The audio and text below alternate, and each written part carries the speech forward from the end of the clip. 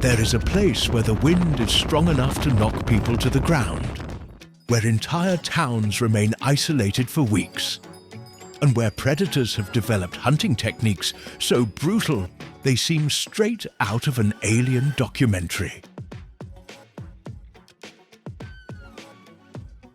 By the end of this video, you will discover the secrets behind one of the most incredible places on our planet. But if this is such an empty or such an extreme territory that many people simply call it the end of the world, why are there still people who choose to live there?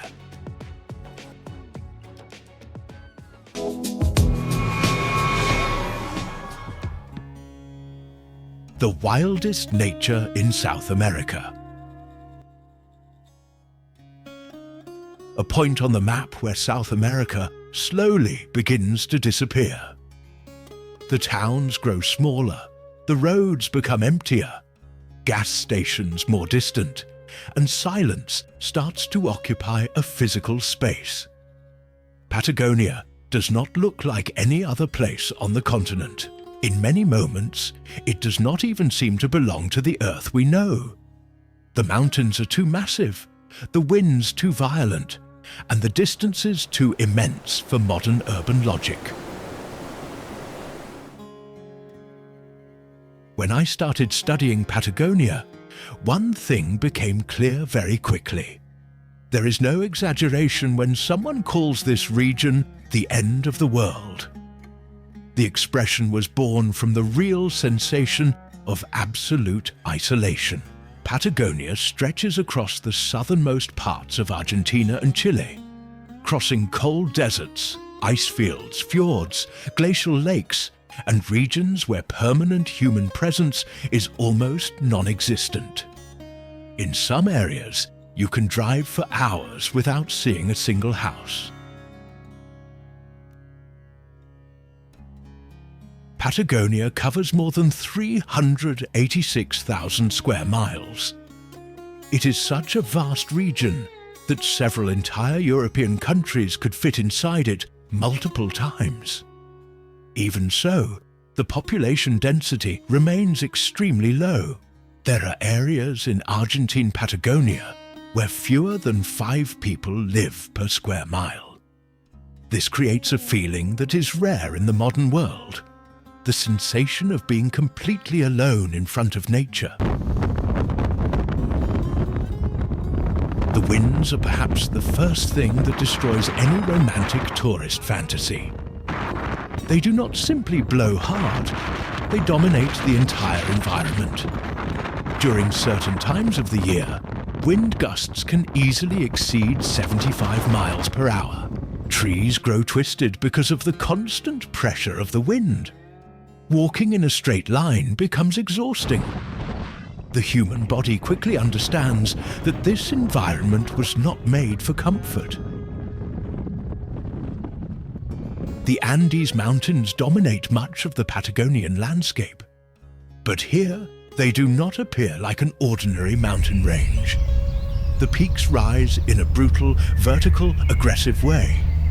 Granite towers seem to tear through the sky at impossible angles. In certain places, the mountains become so isolated from one another that they look like artificial structures placed in the middle of emptiness.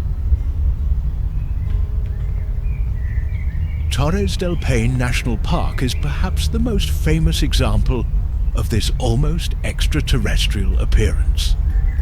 The granite towers that give the park its name rise dramatically above turquoise glacial lakes. The combination of ice, dark stone, and low vegetation creates a landscape that looks computer-generated. Except everything there is real. The weather changes within minutes. Clear skies, snow, rain, and extreme winds can all happen on the same day. I honestly think it is impossible to look at certain Patagonian landscapes without feeling a sense of existential discomfort. Not because of the beauty, but because of the scale. In Torres del Paine, you realize how nature can exist without any human need whatsoever. Perito Moreno Glacier is another place that completely challenges the ordinary perception of nature. It is part of the southern Patagonian ice field, one of the largest ice reserves on the planet outside Antarctica. The front wall of the glacier rises about 230 feet above the water. That is roughly the height of a 20-story building. And even seeing it in person, the human brain takes time to process the scale. But Patagonia is not only ice and mountains. A large part of the territory is made up of cold, arid steppes. These are enormous, dry, nearly empty plains where the horizon seems endless. This hostile environment helped create the historical feeling of extreme isolation. For a long time, crossing certain regions of Patagonia meant facing hundreds of miles without shelter, without communication, and without any possibility of help. The animals that survive in a nearly uninhabitable place. No animal wastes movement. No hunt happens without risk. And perhaps that is exactly what makes Patagonian wildlife so impressive. Every species still alive in that environment is the result of adaptations built over thousands of years. The guanaco is probably the animal that best represents Patagonia's silent resilience. A wild relative of the llama, it crosses dry plains and frozen regions in large groups, enduring sub-freezing temperatures and violent winds almost year-round. Its body developed an extremely efficient coat against the cold, while its long legs allow it to travel enormous distances in search of vegetation. In many places, the guanaco is the only large herbivore visible on the horizon for hours. There is something fascinating about the way guanacos move. They remain constantly alert, watching the open landscape around them. Because the terrain offers very few natural hiding places, detecting predators quickly became essential for survival. A single suspicious movement can send the entire herd sprinting across the frozen plains at incredible speed. And honestly, watching it feels like witnessing behavior shaped by permanent environmental pressure. The main reason for that constant vigilance is the puma. In Patagonia, it sits at the top of the terrestrial food chain. Unlike the tropical image usually associated with big cats, the Patagonian puma lives in cold, arid, and mountainous regions. It travels across enormous territories searching for food, facing an environment where a failed hunt can mean days without eating. Survival there demands absolute precision. Torres del Paine National Park has become one of the most important places in the world for studying pumas. Researchers observed that many individuals adapted their hunting habits to focus mainly on guanacos. The attack usually happens in complete silence.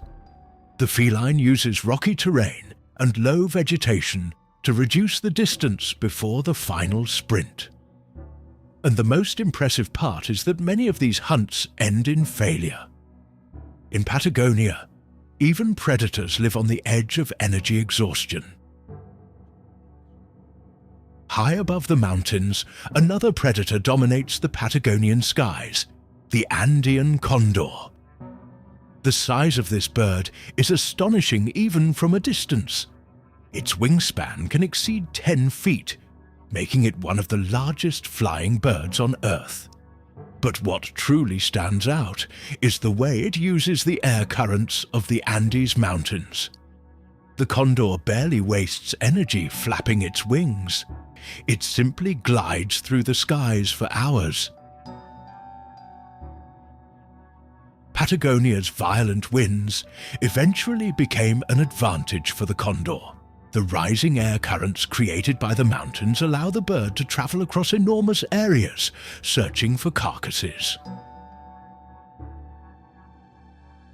Among rocky regions and low vegetation live the Patagonian foxes.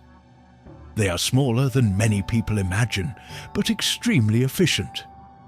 They survive by feeding on small rodents, birds, insects, and even leftovers, abandoned by other predators. In harsh environments, dietary flexibility becomes a decisive advantage, and the foxes mastered that perfectly.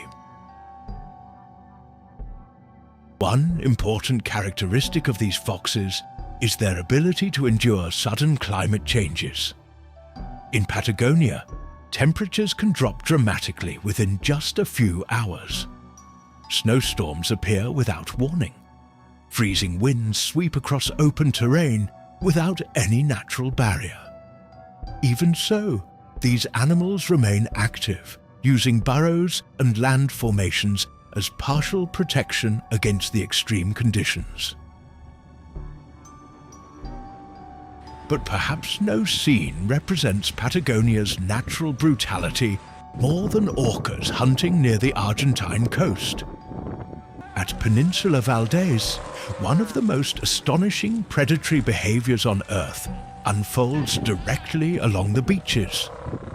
Orcas learn to partially launch themselves out of the water to capture sea lion pups close to the shoreline. It is an extremely dangerous technique.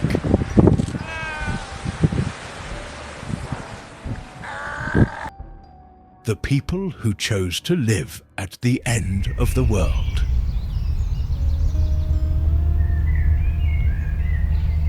There is a massive difference between visiting Patagonia for a few days and deciding to build a permanent life at the edge of the continent. Tourists see grand landscapes.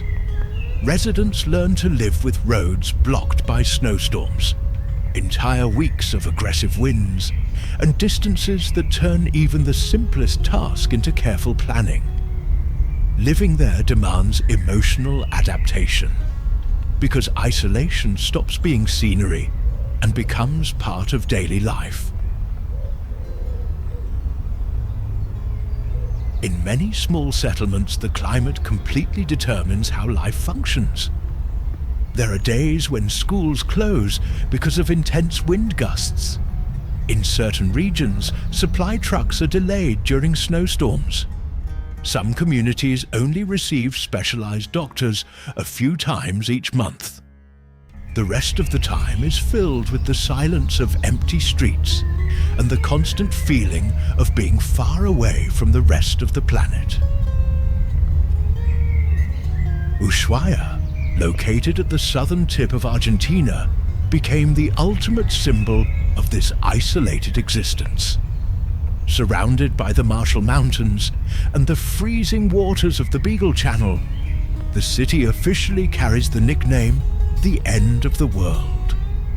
And honestly, very few places on Earth transmit that feeling so intensely. When someone arrives there for the first time, they quickly realize that almost nothing remains beyond that point except the ocean and Antarctica. Despite its tourist reputation, Ushuaia remains a difficult place to live. The winter is long, dark and humid. Temperatures rarely reach the absolute extremes found in continental polar regions, but the constant cold combined with the wind creates a severe wind chill. For much of the year, the sky remains overcast. And there is an important psychological detail in that. The reduced natural light affects the mood of many people who try to live there permanently. I find it fascinating how the residents of Ushuaia develop a completely different relationship with time. In large cities, everything feels rushed and urgent. At the southern edge of the world, nature slows people down by force. Storms interrupt travel. Snow blocks roads. Sudden weather changes alter plans without warning. Over time, the people who live there learn that completely controlling daily life is simply impossible. The roads of Tierra del Fuego reinforce that feeling of absolute isolation even more.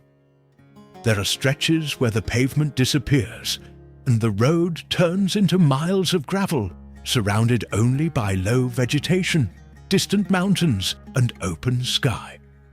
Cars pass by rarely.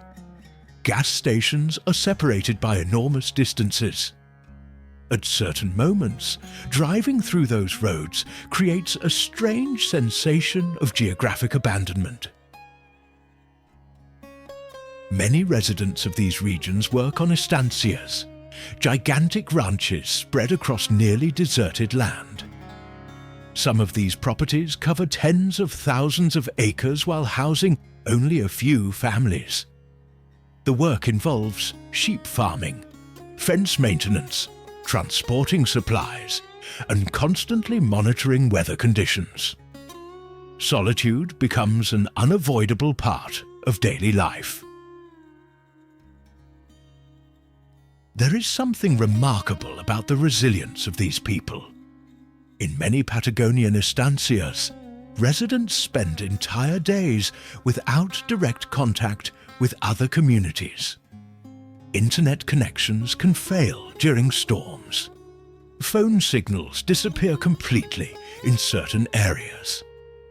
When vehicles break down on isolated roads, help may take hours, or even longer, depending on road conditions. This creates a sense of self-sufficiency that is extremely rare in the modern world. The oldest inhabitants of Patagonia usually develop a highly pragmatic relationship with the environment. They do not romanticize the territory. They understand that the cold can become dangerous very quickly. They know certain regions become inaccessible during part of the year. They know the wind destroys poorly built structures. There is a constant respect for natural conditions because ignoring them can lead to serious consequences. In small towns across southern Chile and Argentina, daily life unfolds quietly. Small grocery stores, simple repair shops, schools with very few students, and empty streets are all part of the urban landscape. Some towns seem to operate in slow motion. During winter, movement slows even more. Darkness arrives early, and many people spend long periods indoors trying to escape the conditions outside. One thing that stands out is how local architecture was shaped by the climate. Houses usually have compact structures, steep roofs, and reinforced thermal insulation. In certain areas, wind barriers are built around properties to reduce the impact of constant gusts. Even the positioning of doors and windows takes the prevailing wind direction into account. I honestly believe living in Patagonia requires a very specific type of personality. Not everyone can endure such isolated environments for long periods of time. Some people describe a feeling of emotional claustrophobia even within open landscapes, precisely because escaping the enormous distances is so difficult. Others describe the exact opposite, a profound sense of freedom from being far away from urban pressure and the overwhelming stimulation of large cities. Fishermen in the southern region also face extremely harsh conditions. Many work in freezing waters under sudden weather changes. Ocean storms form rapidly in that part of the continent, and even with modern technology, navigating near the southern edge of South America remains a high-risk activity. Even so, entire communities depend economically on fishing to survive. For decades, Patagonia's isolation made the development of modern infrastructure extremely difficult in many areas. Some towns remained practically disconnected from the rest of the country for a very long time. Paved roads arrived late. Communication systems took decades to reach certain settlements. In some places, the sensation of remoteness remains almost untouched even today. There is also a very intense relationship between the residents and the surrounding landscape. People who live there learn how to interpret the sky, cloud behavior, and sudden temperature changes. Small weather signs can indicate approaching snow or powerful winds. This everyday knowledge is naturally passed down between generations as part of local survival. Patagonian nights intensify the feeling of absolute isolation even more. Outside urban centers, the almost complete absence of light pollution transforms the sky into a gigantic layer of stars. Many roads remain completely dark for miles and miles. Often, the only sound is the wind moving through dry vegetation or striking metal structures. The mysteries and extreme climate of Patagonia.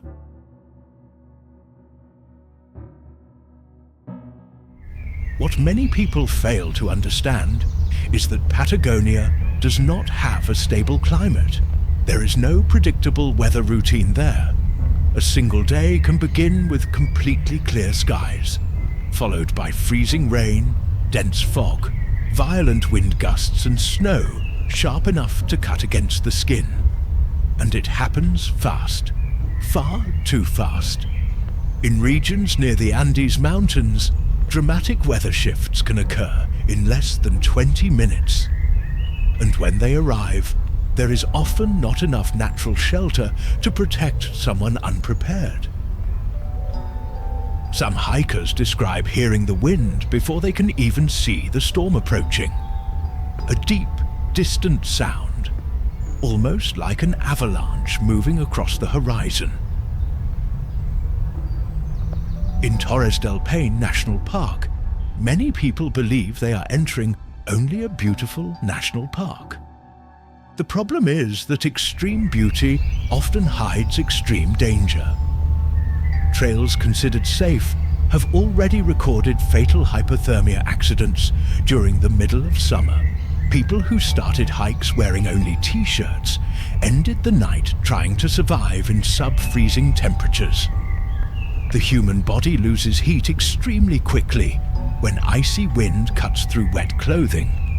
And there, getting wet is almost unavoidable.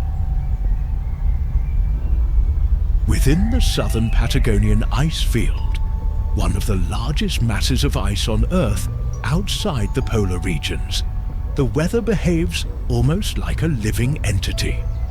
Storms form there without predictable warning. Helicopters avoid certain areas because violent wind currents descend from the mountains.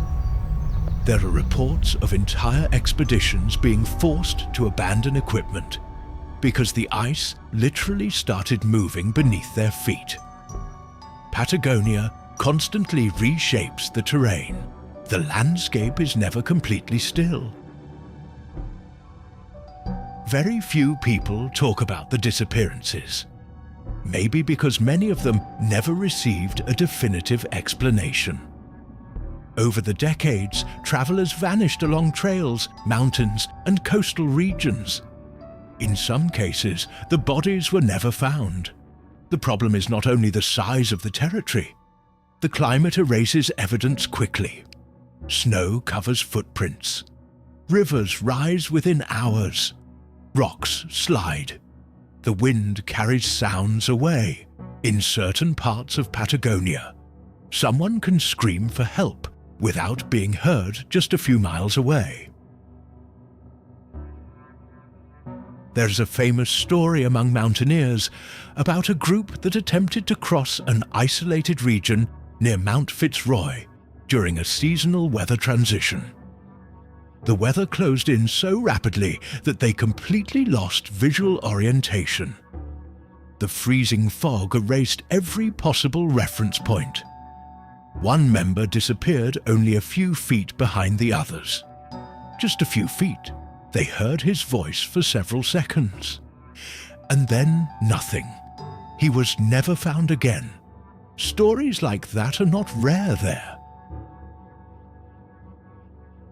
The Patagonian Sea may be even crueler than the mountains.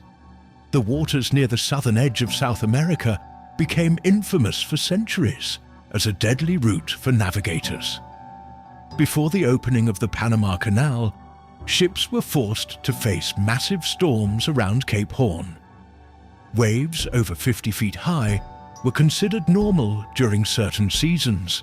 Many ships vanished completely without leaving wreckage behind.